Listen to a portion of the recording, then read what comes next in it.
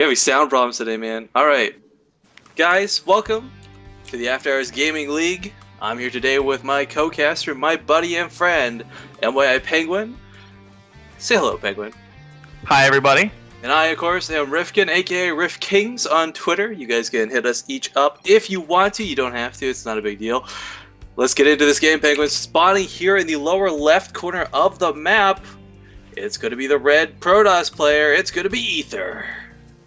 And his opponent going to be spawning cross positions as Blizzard has now fixed their standard version of the map, I guess. We're going to be seeing the Cisco Zerg player, a Tron. And we're going to be seeing a ZVP on Antigua. What are your thoughts on this matchup on this map, Rifkin? I think on Heart of the Swarm, this is going to be for some cool things, especially if either of these players utilizes the new units available to them.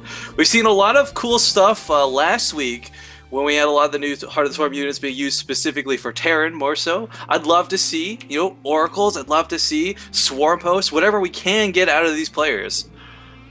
Speaking of Swarm Hosts, they're actually pretty good on this map, as if you look at the natural, sort of the main entrance to the natural and the third, if you siege up Swarm Hosts down there and have the upgrade for the Swarm Host life, for the amount of time that they actually survive, Enduring Locusts, I believe it's called, they actually are able to stay alive long enough to siege up the front of a Forge Fast expanding Protoss pretty easily. However, it does look like Ether is going to be going for the gateway first here.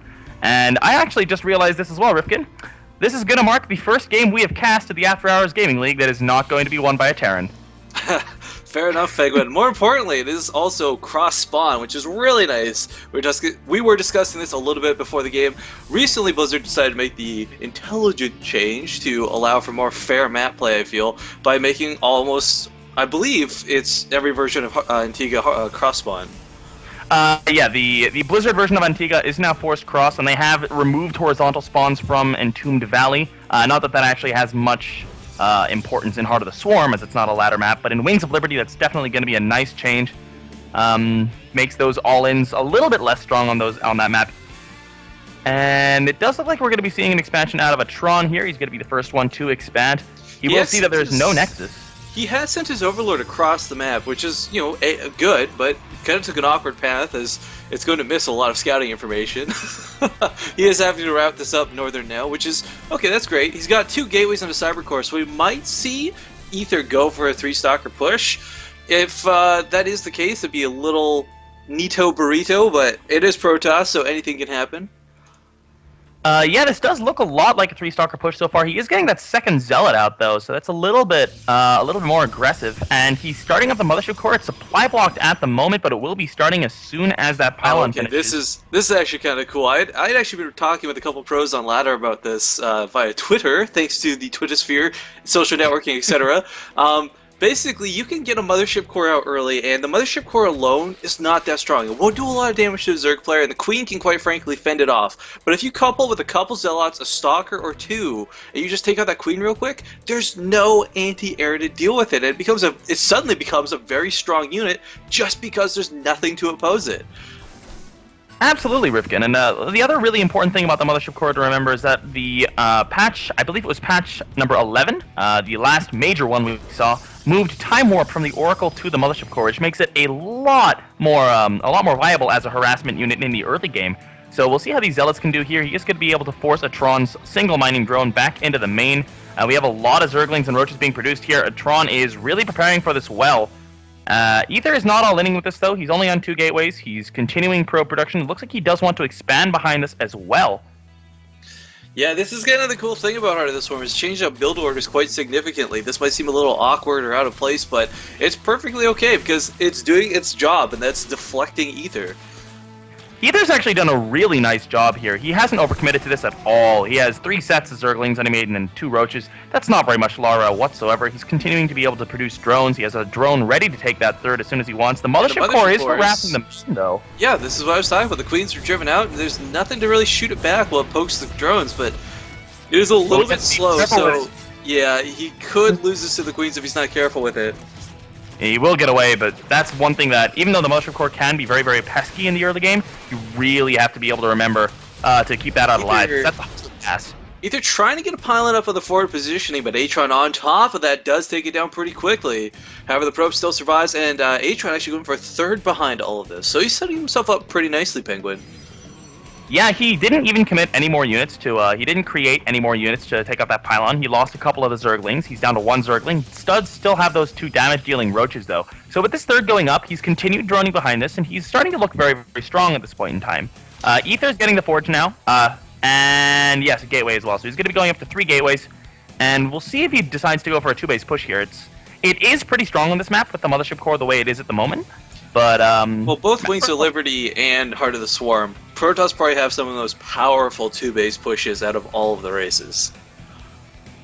That is absolutely true, but the one thing to remember as well is that currently, Protoss used to be a sort of a ground death ball style in Wings of Liberty, and now a lot of Protosses have realized that you can make a really strong sky-based death ball, which is almost undefeatable. I mean, it's one of those sort of trade-offs. Wings. Yeah, it's hard to defend until you actually get it out. But once it's out, it becomes increasingly more difficult to deal with. So it'll be interesting to see whether Ether goes for the strong 2-base timing or whether he decides to play a little bit more risky, go for 3 bases, go for the more macro-oriented sky toss. And yeah, I mean, that'll definitely... Yeah, actually, he's getting a Stargate already, so he may go for a couple Phoenixes here, but if he gets a second Stargate, that'll absolutely mean he plans on going Stargate in the later game. He is up to 4 gateways, though. And yeah, it looks like he wants to take a third here. The thing I really like that Blizzard managed to do for Heart of the Swarm, by the way, was improve on a unit that was essentially useless before and was being taken out of the game. For those who don't know what I'm talking about, I am in fact referring to the carrier. If any of you have not had the opportunity to try it, it's not a unit you're going to mass anytime soon. This isn't like, you know, StarCraft Brood War, fastest map possible type deal, but the micro capacity of the carry has been improved to such a degree that it's actually very nice to be able to use, especially against a Zerg player who's getting tons of units. And as Penguin was saying before, Sky Toss is big. Not only is it big because the carriers are back and better than ever, you've got Tempest, you've got Oracles as these 2 brand new units that bring so much extra to the field. The interesting thing about the change in carrier is that they haven't actually changed the unit that much, but it's because of the way they've added the Tempest and they've added the Oracle and they've changed around the Void Ray that the actual support for the carrier is so much more that the carrier can really live up to its full potential now. Well, it's also really nice to be able to micro the interceptors, because right now in Wings of Liberty, if anyone tries to do that, your carriers are going to derp around and move like big empty boats as they try and walk away. But okay, so a third base is coming down for Ether while we're talking about all of this, and he's securing it very nicely. Now, granted, there aren't the destructible rocks here, sorry, the debris, but again, you can lose this. If you are not paying attention, the debris gets taken down, you can find yourself in quite a pickle. So it's always good to have this backup plan. He's already got the wall set up. It looks like Atron will scout this. He does have the Overseer rallied. The question is going to be if it gets picked off by these sentries and stalkers. Actually, it looks like it will. He will not confirm the existence of this third. He did see a probe moving over there, so at the very least, you should be able to discern that he's at least taking it now, but he doesn't know how early this was up.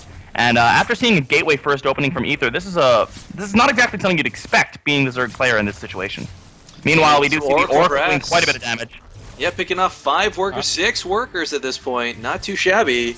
If he dies, yeah, good, he gets away. The big thing about the Oracles is that they're a lot like Infestors when you use them for harass. Like, they can do a lot of damage. They can be worth their weight in gold, but at the same time, they're 150 gas. So if you lose that, even if you kill 5 or 6 drones, it's not really a good trade for you if you lose the Oracle. But given that he did keep it alive, very nicely played there by Ether, killing off quite a few workers, and he's actually up to a total of 8 worker kills at this point, 6 of which were from that Oracle. Yeah, and I mean, mechanics don't change that great in Heart of the Swarm as far as, like, overall game, and one thing I would like to point out is the fact that Atron is on same bases as a Protoss player, and as a Zerg player, you always want to try and be that one extra base ahead. Now, we actually see the way this game is sort of evolving at this point is very, very bad for Atron. He's sort of getting the bad side of this. He scouted 1 inactive Stargate. That's what he saw, so he doesn't really know what's going on, but there's a second Stargate that's finished up, and we're seeing Phoenix's chronoed out. Oh, Ether did see that Spire, so that prompted him putting down that second Stargate here. And this hallucinated Phoenix isn't a real Phoenix, but it will be able to confirm the existence of Mutilisks. Mutilisks coming out of there. These guys, let's not forget, not only do Phoenixes have bonus damage versus light, which Mutilisks are, they can move while shooting, and in Heart of the Swarm, they've got that range bonus built in with 5 range. I believe Mutilisks, let me double check this, only have 3. Yes, they do only have 3, so you can really, with some hardcore micro, devastate Mutilisks without taking any damage.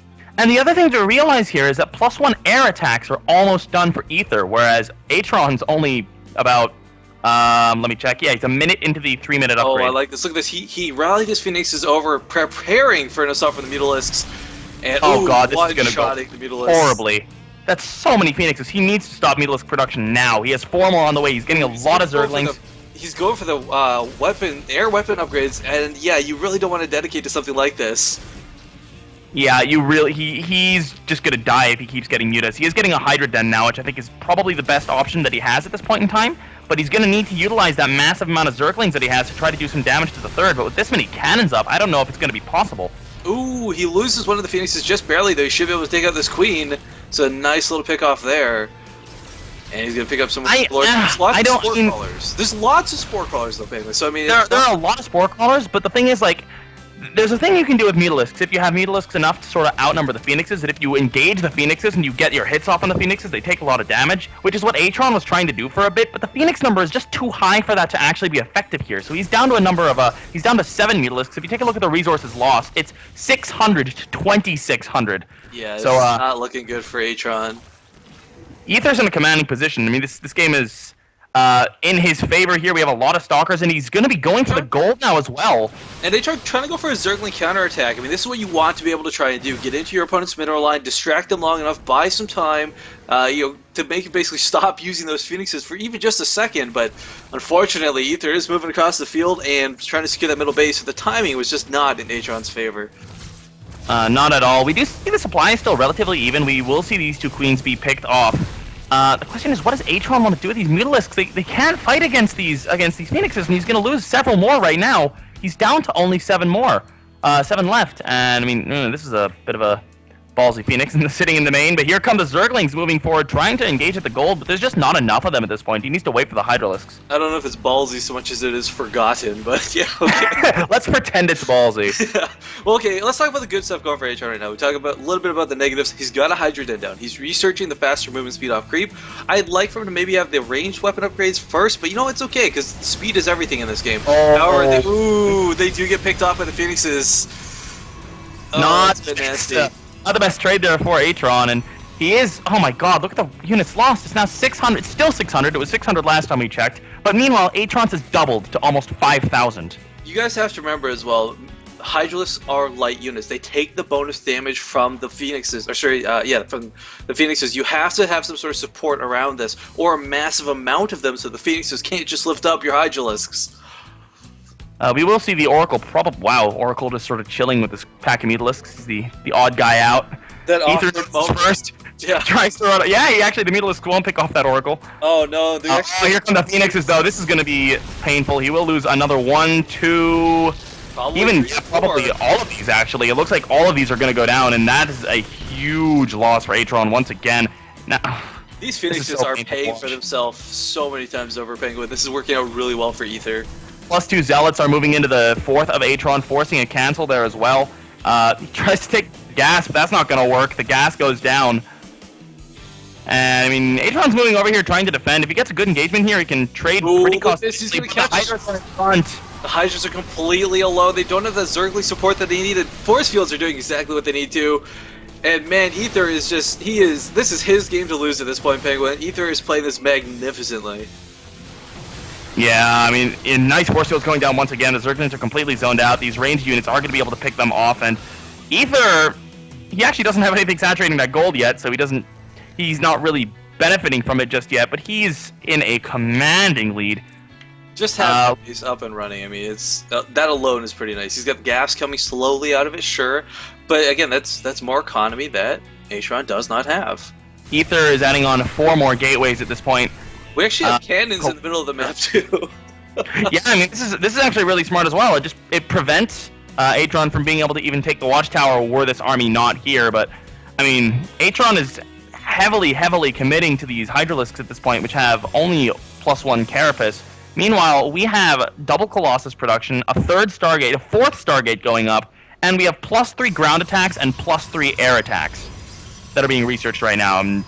This army of Atron just doesn't have the upgrades to match up to this army of Ether. Well, not to mention, he doesn't have the composition either. Look at this. We've got tons of Hydralisks. Okay, not a bad choice to go when your opponent's doing silly, ridiculous things like, for example, Phoenixes. But now Ether's got Colossus. And you know what kind of Really nice.